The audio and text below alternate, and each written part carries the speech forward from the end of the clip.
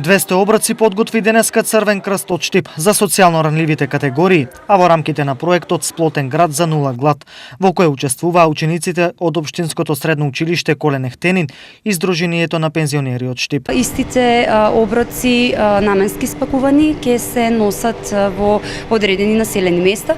Денес стартуваме со населеното место Козјак и продолжуваме таму во блиската околина.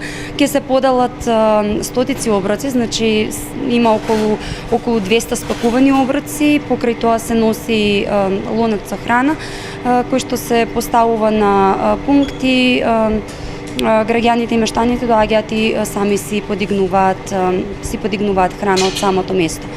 Овој проект се реализира во рамки на националната програма ЦК ПХВ и опфаќа се поголем број ученици пред се од општина Штип. Еве, ние сме денеска пресрекни што учествуваме тука да помогнеме со Црвениот крст, сме заедно и ние сме пензионери. Направиме јадење, спремаме храна и баш ни е мило така да се дружиме и друг пат да дојдеме да помогнеме, да не повикате. Со задоволство учествуваме.